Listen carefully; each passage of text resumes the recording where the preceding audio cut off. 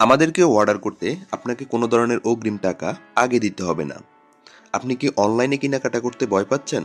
কারণ অনলাইনে একটি প্রোডাক্ট দেখিয়ে অন্য প্রোডাক্ট দিয়ে দেয়। প্রোডাক্টটি হাতে পাওয়ার পরে প্রোডাক্টটি দেখে বুঝে তারপরে পেমেন্ট করবেন।